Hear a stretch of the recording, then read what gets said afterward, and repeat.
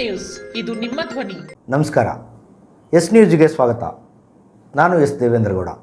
MSP ಅಡಿ ಜೋಳ ಖರೀದಿಯಲ್ಲಿ ಸರ್ಕಾರ ವಿಳಂಬ ಧೋರಣೆ ಹಾಗೂ ಗ್ರೇಡ್ ಹೆಸರಿನಲ್ಲಿ ಜೋಳದ ಲಾರಿ ವಾಪಸ್ ಕಳಿಸಿದ ಹಿನ್ನೆಲೆಯಲ್ಲಿ ಪ್ರಾರಂಭವಾದ ಪ್ರತಿಭಟನೆ ಇಂದು ಸಿಂಧನೂರು ಬಂದ್ ಮಾಡುವವರಿಗೆ ಮುಂದುವರಿಯಿತು.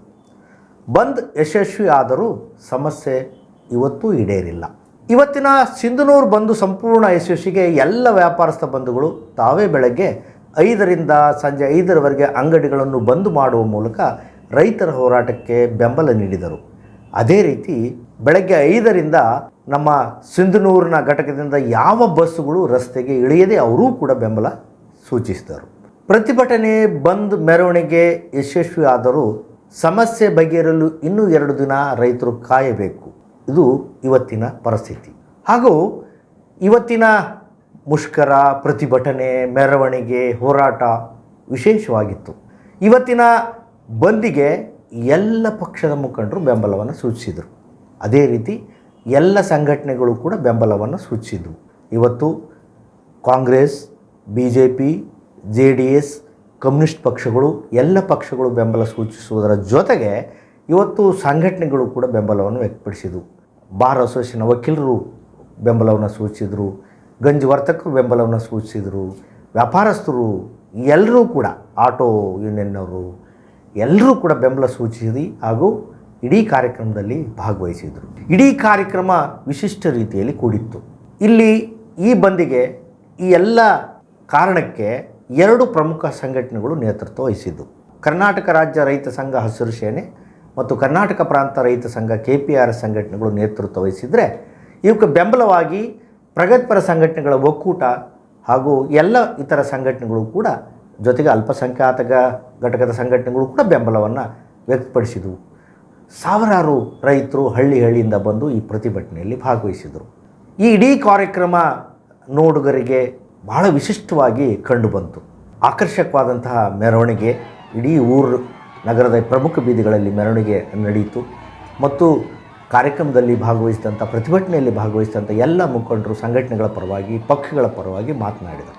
ಇಲ್ಲಿ ಬಹಳ ವಿಶಿಷ್ಟ ಏನು ಅಂದರೆ, ಇವತ್ತು ಬಂದಿನಲ್ಲಿ ಮತ್ತು ಪ್ರತಿಭಟನೆಯಲ್ಲಿ ಮಾತನಾಡಿದ ರೈತ ಸಂಘಟನೆಗಳ ಮತ್ತು ಪ್ರಗತಿಪರ ಸಂಘಟನೆಯ ಎಲ್ಲ ಮುಖಂಡರು ಇವತ್ತು ಕೇಂದ್ರ ಹಾಗೂ ರಾಜ್ಯ ಸರ್ಕಾರಗಳ ರೈತ ವಿರೋಧಿ ನೀತಿ ಬಗ್ಗೆ ಟೀಕಿಸಿದರೆ, ಅಲ್ಲೇ ಇದ್ದಂತಹ ಅದೇ ಪಕ್ಷದ ಮುಖಂಡರು ಕೂಡ ಮೌನವಾಗಿ ಅದಕ್ಕೆ ಸಮ್ಮತಿ ಸೂಚಿಸಿದಂತೆ ಕಾಣುತ್ತಿತ್ತು. ಯಾಕಂದರೆ ಇವತ್ತು ಕೇವಲ ಜೋಳ ಖರೀದಿಗೆ ಮಾತ್ರ ಅಲ್ಲ, ಇದರ ಹಿಂದಿರುವ ಎಲ್ಲ ರಾಜಕೀಯ ಮತ್ತು ಬೇರೆ ಬೇರೆ ಆಯಾಮಗಳ ಬಗ್ಗೆ ರೈತ ಸಂಘಟನೆಗಳು ಮತ್ತು ಪ್ರಗತಿಪರ ಸಂಘಟನೆಗಳು ತಮ್ಮ ಮಾತಿನಲ್ಲಿ ಅದನ್ನು ಬಿಚ್ಚಿಡ್ತಾ ಹೋದರು. ಹಾಗೂ ನಂತರ ಮಾತನಾಡಿದಂತಹ BJP ಮುಖಂಡರು ಮತ್ತು ಮಾಜಿ ಸಂಸದರಾದ K. ವಿರೂಪಾಕ್ಷಪ್ಪನವರು, ಕಾಂಗ್ರೆಸ್ ಮುಖಂಡರಾದ ಬಾಬುಗೌಡ ಬಾದರ್ಲಿ ಅವರು ಮತ್ತು ಬಸವರಾಜ ಹಿರೇಗೌಡರು, ಚಂದ್ರಭೂಪಾಲರು, K. ಕರಿಯಪ್ಪ ಅವರು, ಹೀಗೆ ಬೇರೆ ಬೇರೆ ಪಕ್ಷದ ಎಲ್ಲ ಮುಖಂಡರು ಕೂಡ ಮಾತನಾಡಿದರು. ಅವರು ಮಾತನಾಡುವಾಗ ಹೇಳಿದ್ದು ಏನಂತಂದರೆ, ಇಲ್ಲಿ ರಾಜಕೀಯ ಬೇಡ, ನಾವು ಎಲ್ಲ ರಾಜಕೀಯನ ಹೊರತುಪಡಿಸಿ ಇವತ್ತು ರೈತರ ಸಮಸ್ಯೆ ಈಡೇರಿಕೆಯಾಗಿ ಶ್ರಮ ವಹಿಸೋಣ ಅನ್ನುವಂಥ ಮಾತನ್ನು ಹೇಳ್ತಾ, ವಿರೂಪಾಕ್ಷಪ್ಪನವರು ಯುವಕರು ತಯಾರಾಗಬೇಕು, ಯುವಕರು ಇವತ್ತು ಸಂಘಟನೆಯನ್ನು ಮುಂದುವರಿಸಬೇಕು, ಅಂದಾಗ ಮಾತ್ರ ಗಟ್ಟಿಯಾಗಿ ಏನಾದರೂ ಮಾಡಲಿಕ್ಕೆ ಸಾಧ್ಯ ಅನ್ನುವಂಥ ಮಾತಿನೊಂದಿಗೆ ಇವತ್ತು ಅವರು ತಮ್ಮ ಸಂಪೂರ್ಣ ಬೆಂಬಲವನ್ನು ವ್ಯಕ್ತಪಡಿಸಿದರು. ಅದೇ ರೀತಿ ಬಸವರಾಜ ಹಿರೇಗೌಡರು ಮಾತನಾಡ್ತಾ, ಒಟ್ಟು ಇಲ್ಲಿವರೆಗೂ ಏನೇನಾಗಿದೆ ಎಲ್ಲರೂ ಸೇರಿ ಇದಕ್ಕೆ ಪ್ರಯತ್ನ ಮಾಡಿ ಸಮಸ್ಯೆನ ಬಗೆಹರಿಸ್ಕೊಳ್ಳೋಣ, ಇವತ್ತು 3-4 ತಾಲೂಕುಗಳು ಇದರಲ್ಲಿ ಬರ್ತವೆ, ಅವರೆಲ್ಲರೂ ಸೇರಿ ನಾವು ಹೋರಾಟಕ್ಕೆ ಮುನ್ನುಗ್ಗೋಣ ಅನ್ನುವಂಥ ಮಾತುಗಳನ್ನು ಹೇಳಿದರು. ಅದೇ ರೀತಿ ಬಾಬುಗೌಡ ಬಾದರ್ಲಿ ಅವರು ಮಾತನಾಡ್ತಾ, ಇಲ್ಲ ನಾವು ಯುವಕರು ಸಂಘಟನೆಗಳನ್ನು ಮುಂದುವರಿಸಲಿಕ್ಕೆ ನಾವು ತಯಾರಿದ್ದೀವಿ, ಹಿರಿಯರ ಮಾರ್ಗದರ್ಶನ ಅವಶ್ಯ, ನೀವು ಹಿಂದೆ ಮಾಡಿದಂಗೆ ನೀವು ಮಾರ್ಗದರ್ಶನ ಮಾಡಬೇಕು, ಒಂದು ವೇಳೆ ಇದು 4ನೇ ತಾರೀಕಿನೊಳಗಾಗಿ ಸಮಸ್ಯೆ ಈಡೇರಿದ್ರೆ ನಿಮ್ಮನ್ನೆಲ್ಲ ಕಟ್ಕೊಂಡು ನಾನು ಬೆಂಗಳೂರಿಗೆ ಹೋಗಿ ಹೋರಾಟ ಮಾಡಲಿಕ್ಕೂ ತಯಾರಿದ್ದೀನಿ ಅನ್ನುವಂಥ ಮಾತುಗಳನ್ನು ಅವರು ಈ ಸಂದರ್ಭದಲ್ಲಿ ಆಡಿರುವಂಥದ್ದು. ಜೊತೆಗೆ ಇವತ್ತು ಎಲ್ಲ ಸಂಘಟನೆಗಳು ಮಾತನಾಡುವಾಗ ಕೂಡ ಯಾಕೆ ಸಮಸ್ಯೆ ಈಡೇರ್ತಾ ಇಲ್ಲ, ಶಾಸಕರು ಯಾಕೆ ಪ್ರಯತ್ನ ಪಡ್ತಾ ಇಲ್ಲ ಸರಿಯಾಗಿ ಅನ್ನುವ ಮಾತುಗಳು ಕೂಡ ಅಲ್ಲಲ್ಲಿ ಕೇಳಿಬಂದಿದ್ದು. ಒಂದು ಕಡೆ ಇಲ್ಲಿ ಭಾಗವಹಿಸಿದಂತಹ ಹೋರಾಟಗಾರರಲ್ಲಿ ಎಲ್ಲ ಪಕ್ಷದ ಬೆಂಬಲಿಗರು ಇರುವಂಥದ್ದು ಭಾಳ ಮುಖ್ಯ. ಎಲ್ಲ ಪಕ್ಷದ ಜೊತೆಗೆ ಪಕ್ಷದಲ್ಲಿರುವಂಥ ಬೇರೆ ಬೇರೆ ಮುಖಂಡರ ಬೆಂಬಲಿಗರು ಕೂಡ ಇದರಲ್ಲಿ ಇರುವಂಥದ್ದು ಭಾಳ ವಿಶಿಷ್ಟವಾಗಿ ಗಮನಿಸಬೇಕಾದಂಥ ಸಂಗತಿ. ಆ ಹಿನ್ನೆಲೆಯಲ್ಲಿ ಅವರು ತಮ್ಮ ತಮ್ಮ ನಾಯಕರ ಪರವಾಗಿ ಅವರ ಆಸಕ್ತಿಗಳು ಇದ್ದದ್ದು ಕೂಡ ಅಲ್ಲೆಲ್ಲೆಲ್ಲಿ ಕಂಡು ಬಂತು. ಕೆಲವರು ಇಲ್ರಿ ಸರಿಯಾಗಿ ಶಾಸಕರು ಮುತುವರ್ಜಿ ವಹಿಸ್ತಿಲ್ಲ ಅಂತ ಕೆಲವರು ಮಾತನಾಡೋದು, ಇನ್ನು ಕೆಲವರು ಇಲ್ರಿ ವಿರೋಧ ಪಕ್ಷದವರು ಸರಿಯಾಗಿ ಇದಕ್ಕೆ ಬೆಂಬಲ ಕೊಟ್ಟಿಲ್ಲ ಅನ್ನುವಂಥದ್ದು, ಇನ್ನೊಬ್ಬರು ಎಮ್ ಎಲ್ ಎಗೂ ಸರಿಯಾಗಿ ಇಲ್ಲದೆ ಇರೋದ್ರಿಂದ ಈ ಪರಿಸ್ಥಿತಿ ಅನ್ನುವಂಥದ್ದು, ಮತ್ತು ಬೇರೆ ತಾಲೂಕಿನ ಶಾಸಕರನ್ನು ಕಟ್ಟಿಕೊಂಡು ನಮ್ಮ ಶಾಸಕರು ಬೆಂಗಳೂರಲ್ಲಿ ಸರಿಯಾಗಿ ಒತ್ತಡ ಮಾಡ್ತಾ ಇಲ್ಲ ಅನ್ನುವಂಥ ಮಾತುಗಳು, ಈ ಎಲ್ಲ ಮಾತುಗಳು ಕೂಡ ಅಲ್ಲಲ್ಲಿ ಕೇಳಿಬಂದಿರುವಂಥದ್ದು. ಈ ಎಲ್ಲದರ ಮಧ್ಯೆಯೂ ಕೂಡ ಇವತ್ತು ಸಿಂಧನೂರಿನ ವ್ಯಾಪಾರಸ್ಥರು ಮತ್ತು ಎಲ್ಲ ಸಂಘಟನೆಗಳು ಬೆಂಬಲವನ್ನು ನೀಡಿದ ಹಿನ್ನೆಲೆಯಲ್ಲಿ ವಿಶೇಷವಾಗಿ ಯಶಸ್ವಿಯಾಗಿದ್ದು ಬಂದು, ಮತ್ತು ಅಧಿಕಾರಿಗಳು ಕೂಡ ಪೊಲೀಸ್ ಅಧಿಕಾರಿಯಾಗಿರ್ಬೋದು, ಬೇರೆ ಬೇರೆ ಇಲಾಖೆ ಅಧಿಕಾರಿಗಳು ಕೂಡ ಇದಕ್ಕೆ ಸಂಪೂರ್ಣವಾಗಿ ಯಾವುದೇ ಅಹಿತಕರ ಘಟನೆ ಆಗದಂತೆ ಮತ್ತು ಸಂಪೂರ್ಣವಾಗಿ ಯಶಸ್ವಿ ಆಗುವ ರೀತಿಯಲ್ಲಿ ಅವರು ಕೂಡ ಸಹಕಾರವನ್ನು ನೀಡಿದ್ದನ್ನು ಸಂಘಟನೆ ಅವರಿಗೆ ಧನ್ಯವಾದಗಳು ಹೇಳುತ್ತದೆ. ಒಟ್ಟಾರೆ ಇಷ್ಟೆಲ್ಲ ಬೆಳವಣಿಗೆ ಮಧ್ಯೆ ಸಿಂಧನೂರು ಬಂದ್ ಯಶಸ್ವಿ, ಮುಷ್ಕರ ಯಶಸ್ವಿ, ಮೆರವಣಿಗೆ ವಿಜೃಂಭಣೆ ಎಲ್ಲವೂ ಮಧ್ಯೆ ಇವತ್ತು ರೈತ ಸಂಘರು, ರೈತ ಗೆಳೆಯರು ಎಲ್ಲರೂ ಕೂಡ 5ನೇ ತಾರೀಕಿನವರೆಗೂ ಕಾಯುವ ಪರಿಸ್ಥಿತಿ. ಯಾಕೆ ಅಂದರೆ ಇವತ್ತು ಸಚಿವ ಸಂಪುಟದ ಉಪಸಮಿತಿ ಸಭೆಯಾಗಿ ಅಲ್ಲಿ ತೀರ್ಮಾನ ಆಗಿ ತೀರ್ಮಾನದ ನಂತರ ಅದು ಇವರ ಬೇಡಿಕೆ ಈಡೇರಲಿಕ್ಕೆ ಸಾಧ್ಯ. ಅಲ್ಲಿವರೆಗೂ ಇವತ್ತು ನಾಳೆ ನಾಡಿದ್ದು 2 ದಿನ ಮತ್ತೆ ಇದೇ ರೀತಿ ಕಾವನ್ನು ರೈತ ಸಂಘಟನೆ ಇಟ್ಟುಕೊಂಡು ಮುಷ್ಕರವನ್ನು ಮುಂದುವರಿಸುವಂಥದ್ದು ಭಾಳ ಮುಖ್ಯವಾದಂಥ ಸಂಗತಿ. ಅದು ಎಷ್ಟರ ಮಟ್ಟಿಗೆ ಇವತ್ತು ಸಂಘಟನೆಯವರು ಮಾಡ್ತಾರೆ ಅನ್ನೋದು ಕೂಡ ನಮ್ಮ ಮುಂದಿರುವಂಥದ್ದು. ಎಲ್ಲರೂ ಕೂಡ ಬೆಂಬಲವನ್ನು ನೀಡ್ತಾ ಇದ್ದು, ರೈತರು ಕೂಡ ಹಳ್ಳಿಗಳಿಂದ ಬಂದು ಬೆಂಬಲವನ್ನು ನೀಡಿದ್ದಾರೆ. ಹೀಗಾಗಿ ಒಟ್ಟಾರೆ ಯಶಸ್ವಿ ಆದರೂ ಕೂಡ ರಿಸಲ್ಟ್ ಶೂನ್ಯ ಅನ್ನೋದು ಒಂದು ಕಡೆ ಎಲ್ಲೋ ಒಂದು ಕಡೆ ಖುಷಿ ಪಡುವ ರೀತಿಯಲ್ಲಿ ರೈತರು ಇಲ್ಲದೇ ಇರುವಂಥದ್ದು ಇವತ್ತಿನ ಇಡೀ ಹೋರಾಟದ ಹೈಲೈಟ್ ಅಂತ ನಾನು ಅಂತೀನಿ. ಒಟ್ಟಾರೆಯಾಗಿ ಈ ಮುಂದಿನ 2 ದಿನಗಳು ಕೂಡ ಇದನ್ನೇ ಮುಂದುವರಿಸುವುದು ಸಂಘಟನೆ ನಿರ್ಧಾರ ಮಾಡಿದ್ದಾರೆ. ಮುಂದಿನ 3 ಮತ್ತು 4ನೇ ತಾರೀಕು ಕೂಡ ಪ್ರತಿಭಟನೆ ಮುಂದುವರಿಯಲಿದೆ. ಎಂಎಸ್ಪಿ ಅಡಿ ಜೋಳ ಖರೀದಿಯಲ್ಲಿ ಸರ್ಕಾರದ ವಿಳಂಬ ಧೋರಣೆ ಹಾಗೂ ಗ್ರೇಡರ್ ಹೆಸರಿನಲ್ಲಿ ಜೋಳದ ಲಾರಿ ವಾಪಸ್ ಕಳುಹಿಸಿದ ಹಿನ್ನೆಲೆಯಲ್ಲಿ ಪ್ರಾರಂಭವಾದ ಪ್ರತಿಭಟನೆ ಇಂದು ಸಿಂಧನೂರು ಬಂದ್ ಮಾಡುವವರೆಗೂ ಮುಂದುವರಿಯಿತು. ಬಂದ್ ಯಶಸ್ವಿಯಾದರೂ ಕೂಡ ಸಮಸ್ಯೆ ಇವತ್ತು ಈಡೇರಿಲ್ಲ. ಸಮಸ್ಯೆ ಈಡೇರಲು ಇನ್ನೂ 5ನೇ ತಾರೀಕಿನವರೆಗೆ ಕಾಯಲೇಬೇಕು. ಇವತ್ತಿನ ಸಿಂಧನೂರು ಬಂದ್ ಸಂಪೂರ್ಣ ಯಶಸ್ವಿಗೆ ಎಲ್ಲ ವ್ಯಾಪಾರಸ್ಥ ಬಂಧುಗಳು ತಾವೇ ಬೆಳಗ್ಗೆ 5ರಿಂದ ಸಂಜೆ 5ರವರೆಗೆ ಅಂಗಡಿಗಳನ್ನು ಬಂದ್ ಮಾಡುವ ಮೂಲಕ ರೈತರ ಹೋರಾಟಕ್ಕೆ ಬೆಂಬಲ ನೀಡಿದರು.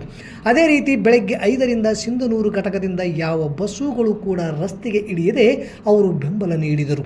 ಪ್ರತಿಭಟನೆ ಬಂದ್ ಮೆರವಣಿಗೆ ಯಶಸ್ವಿಯಾದರೂ ಸಮಸ್ಯೆ ಬಗೆಹರಿಯಲು ಇನ್ನೂ 2 ದಿನ ರೈತರು ಕಾಯುವ ಪರಿಸ್ಥಿತಿ ಇದೆ. ಇದೇ ಮೊದಲ ಬಾರಿಗೆ ಸಿಂಧನೂರು ಬಂದ್ಗೆ ವ್ಯಾಪಾರಸ್ಥರ ಸಾರ್ವಜನಿಕರು ಸಹಕಾರ ಯಶಸ್ವಿಗೆ ಕಾರಣವಾಯಿತು. ವ್ಯಾಪಾರಸ್ಥರು ಸ್ವಯಂ ಪ್ರೇರಿತರಾಗಿ ಅಂಗಡಿ ಮುಂಗಟ್ಟುಗಳನ್ನು, ಹೋಟೆಲ್ಗಳನ್ನು, ಶಾಲಾ ಕಾಲೇಜುಗಳನ್ನು, ಬಸ್ಗಳನ್ನು, ಆಟೋ ಚಾಲಕರು ಕೂಡ ಬಂದ್ ಮಾಡಿ ರೈತರು ನಡೆಸುತ್ತಿರುವ ನಿರಂತರ ಚಳುವಳಿಗೆ, ಅವರಿಗೆ ಆಗುತ್ತಿರುವ ಅನ್ಯಾಯಕ್ಕೆ, ಅವರ ನ್ಯಾಯಯುತ ಬೇಡಿಕೆಗಳ ಹೋರಾಟಕ್ಕೆ ನೈತಿಕವಾಗಿ ಬೆಂಬಲ ಸೂಚಿಸಿರುವುದು ಸಿಂಧನೂರಿನಲ್ಲಿ ಇದೇ ಮೊದಲು ಎನ್ನುವುದು ಸಾರ್ವಜನಿಕರ ಮಾತಾಗಿದೆ. ಜೋಳ ಖರೀದಿ ವಿಷಯದಲ್ಲಿ ಕೆಲವು ದ್ವಂದ್ವ ನಿಲುವುಗಳನ್ನು ಸರ್ಕಾರ ಅನುಸರಿಸಿದ ಪರಿಣಾಮ ರೈತಾಪಿ ಜನರು ಬೆಳೆದ ಜೋಳವನ್ನು ಮಾರಾಟಕ್ಕಾಗಿ ಖರೀದಿ ಕೇಂದ್ರಕ್ಕೆ ಅಲೆದಾಡುವುದು, ಖರೀದಿ ಕೇಂದ್ರದಲ್ಲಿ ನುಸಿ, ಜೊಂಡಿಗೆ, ಹುಳ ಹಾಗೂ ಇನ್ನಿತರೆ ಮಾರ್ಗಸೂಚಿ ತೋರಿಸಿ ಜೋಳ ಖರೀದಿ ಮಾಡಲಿಕ್ಕೆ ನಿರಾಕರಿಸಿರುವುದು ರೈತರ ಆಕ್ರೋಶಕ್ಕೆ ಕಾರಣವಾಗಿದೆ. ಮುಂಗಾರು ಹಂಗಾಮಿನಲ್ಲಿ ಎಂಎಸ್ಪಿ ಮೂಲಕ 1.30 ಲಕ್ಷ ಟನ್ ರಾಜ್ಯದಾದ್ಯಂತ ಜೋಳವನ್ನು ಖರೀದಿ ಕೇಂದ್ರಗಳಲ್ಲಿ ನೋಂದಾಯಿಸಿಕೊಂಡಿದ್ದಾರೆ. ಇದರಲ್ಲಿ 1 ಲಕ್ಷ ಟನ್ ಖರೀದಿಸಿ ಉಳಿದಂತೆ ಎಕರೆಗೆ 10 ಕ್ವಿಂಟಲ್ ನಿಗದಿಗೊಳಿಸಿದ್ದರಿಂದ 4,100 ಸಣ್ಣ ಮತ್ತು ಅತಿ ಸಣ್ಣ ರೈತರಿಗೆ ಅನ್ಯಾಯವಾದ ಕಾರಣ ಎಕರೆಗೆ 20 ಕ್ವಿಂಟಲ್ನಂತೆ ಉಳಿದ ಜೋಳವನ್ನು ಖರೀದಿಗೆ ಮುಂದಾಗಬೇಕು. ಹಿಂಗಾರು ಹಂಗಾಮಿನಲ್ಲಿ 13,175 ರೈತರಿಂದ 1.2 ಲಕ್ಷ ಟನ್ ಜೋಳ ಖರೀದಿಸಲು ನೋಂದಾಯಿಸಿದೆ. ಆದರೆ ಏಕಾಏಕಿ ಖರೀದಿ ನಿಲ್ಲಿಸಲಾಗಿದೆ. ಕಾರಣ ಜೋಳದ ಗುಣಮಟ್ಟದ ಕುಂಟು ನೆಪವೊಡ್ಡಿ ಕೇಂದ್ರೀಯ ಉಗ್ರಾಣ ನಿಗಮದ ಅಧಿಕಾರಿಗಳು ಗೋದಾಮಿನಲ್ಲಿ ಸಂಗ್ರಹ ಮಾಡಿಕೊಳ್ಳಲು ಒಪ್ಪದ ಕಾರಣ ಖರೀದಿ ಪ್ರಕ್ರಿಯೆ ನಿಂತು ಹೋಗಿದೆ. ಜೋಳ ಕಟಾವು ಮಾಡಿ 5 ತಿಂಗಳು ಕಳೆದರೂ ಕೂಡ ಸರ್ಕಾರ ಇನ್ನೂ ಖರೀದಿ ಮಾಡುತ್ತಿಲ್ಲ. ಈ ನಡುವೆ ಅತ್ತ ಮುಂಗಾರು ಬಿತ್ತನೆ ಪ್ರಾರಂಭವಾಗಿದೆ. ಮತ್ತೊಂದೆಡೆ ಕೃಷಿ ಚಟುವಟಿಕೆಗೆ ಮಾಡಿದ ಸಾಲದ ಮರುಪಾವತಿಗೆ ಬ್ಯಾಂಕುಗಳು ರೈತರಿಗೆ ನೋಟಿಸ್ ನೀಡುತ್ತಿದ್ದಾರೆ. ಇದರಿಂದಾಗಿ ರೈತರ ಕಷ್ಟ ಹೇಳತೀರದಾಗಿದೆ. ಈ ಸಂಕಷ್ಟದಿಂದ ಪಾರಾಗಲು ಸರ್ಕಾರ ಜೋಳ ಖರೀದಿಸಿ ಅವರ ಖಾತೆಗೆ ಹಣ ಪಾವತಿಸಿದರೆ ರೈತರ ಸಮಸ್ಯೆಗೆ ಏಕೈಕ ಮಾರ್ಗವಾಗಿದೆ. ಈ ಹಿನ್ನೆಲೆಯಲ್ಲಿ ಕಳೆದ ಜನವರಿಯಿಂದ ರೈತ ಸಂಘಟನೆಗಳ ನೇತೃತ್ವದಲ್ಲಿ ಹಲವಾರು ಬಾರಿ ಶಾಂತಿಯುತ ಹೋರಾಟ ಮಾಡಿದರೂ ಕೂಡ ಸರ್ಕಾರ ಮಾತ್ರ ತನ್ನ ನಿಲುವಿನಲ್ಲಿ ಬದಲಾವಣೆ ಮಾಡದೆ ರೈತರನ್ನು ಕಡೆಗಣಿಸಿದ ಹಿನ್ನೆಲೆ ರೈತ ಸಂಘಟನೆಗಳ ಒಕ್ಕೂಟವು ಸಿಂಧನೂರು ಬಂದ್ಗೆ ಕರೆ ನೀಡಿತ್ತು. ಮೇ 2ರ ಸೋಮವಾರ ಬೆಳಗ್ಗೆ 5 ಗಂಟೆಗೆ ರೈತ ಸಂಘದ ಮುಖಂಡರು ಪ್ರತಿಯೊಂದು ಅಂಗಡಿ ಮುಂಗಟ್ಟು ಹೋಟೆಲ್ಗಳಿಗೆ ಜೊತೆಗೆ ಬಸ್ ನಿಲ್ದಾಣಕ್ಕೂ ಕೂಡ ಆಗಮಿಸಿ ರಸ್ತೆಗೆ ಬಸ್ಗಳು ಇಳಿಯದಂತೆ ಮನವಿ ಮಾಡಿದರು. ಸಿಂಧನೂರು ಬಂದ್ ಯಶಸ್ವಿಗಾಗಿ ಪ್ರಮುಖ ರಸ್ತೆಗಳಲ್ಲಿ ಟ್ರ್ಯಾಕ್ಟರ್ಗಳನ್ನು ಅಡ್ಡವಾಗಿ ನಿಲ್ಲಿಸಿ ರಸ್ತೆಯನ್ನು ಸಂಪೂರ್ಣ ಬಂದ್ ಮಾಡಲಾಗಿತ್ತು. ಈ ದೃಶ್ಯವನ್ನು ನೋಡಿದರೆ ಕೋವಿಡ್ ದಿನಗಳು ಮರುಕಳಿಸಿದಂತೆ ಭಾಸವಾಯಿತು.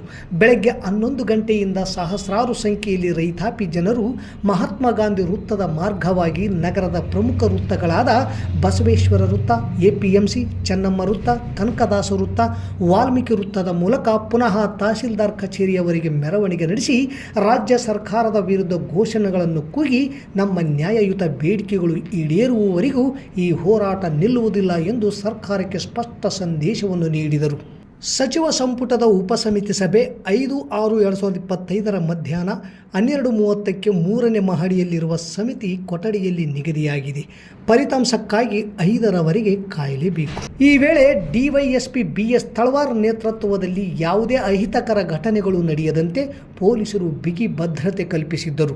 ಈ ಸಂದರ್ಭದಲ್ಲಿ ರೈತ ಸಂಘಟನೆಗಳ ಒಕ್ಕೂಟ ಹಾಗೂ ವಿವಿಧ ಪಕ್ಷ ಮತ್ತು ಕನ್ನಡ ಪರ ಪ್ರಗತಿಪರ ಸಂಘಟನೆಗಳ ಮುಖಂಡರಾದ ಹನುಮನಗೌಡ ಬೆಳಗುರ್ಕಿ, ಮಾಜಿ ಸಂಸದ ಕೆ ವಿರೂಪಾಕ್ಷಪ್ಪ, ಕೆ ಕರಿಯಪ್ಪ, ಚಂದ್ರಭೂಪಾಲ್ ನಾಡಗೌಡ, ಸೋಮನಗೌಡ ಬಾದರ್ಲಿ, ಈರೇಶ್ ಇಲ್ಲೂರ್, ವಕೀಲರ ಸಂಘದ ಅಧ್ಯಕ್ಷ ಎನ್ ರಾಮನಗೌಡ, ಮಾಜಿ ಅಧ್ಯಕ್ಷ ಕೆ ಭೀಮನಗೌಡ, ಸಂಘದ ಪದಾಧಿಕಾರಿಗಳಾದ ಶೇಖರಪ್ಪ ದುಮತಿ, ಸುರೇಶ್ ರೆಡ್ಡಿ, ಎಚ್ ಬಸವರಾಜ್ ವಕೀಲರು ಹಾಗೂ ಕರ್ನಾಟಕ ರಾಜ್ಯ ರೈತ ಸಂಘ ಹಾಗೂ ಹಸಿರು ಸೇನೆಯ ರಾಜ್ಯ ಪ್ರಧಾನ ಕಾರ್ಯದರ್ಶಿ ಅಮೀನ್ ಪಾಷಾ ದಿದ್ಗಿ, ಜಿಲ್ಲಾಧ್ಯಕ್ಷ Basavaraj Hanchinal, Channanagouda Banniganur, Chandrashekhar Gorebal, Ramesh Patil Bergi, Basavaraj Badarli, DH Kambali, DH Pujar, Basavaraj Godihal, Basavantarayagouda Kallur, S Devendragouda, Shakuntala Patil, Nagaraj Pujar, Appanna Kamble, Karegouda, Veerabhadragouda, M Gangadhar, Chittibabu, Sudhakar Reddy, Ambiraj Myakal, Vijay Kumar, Suresh Gobbarkal, Ganganna ಡಿಸ್, ದೌಲ್ಸಾಬ್ ದೊಡ್ಡಮನಿ, ರಾಮಕೃಷ್ಣ ಭಜಂತ್ರಿ,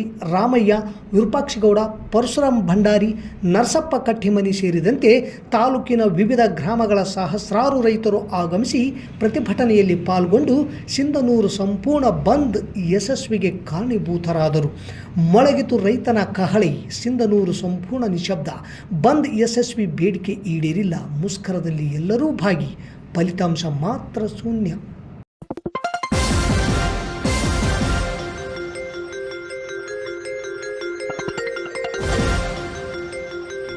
ಎಸ್ ನ್ಯೂಸ್, ಇದು ನಿಮ್ಮ ಧ್ವನಿ.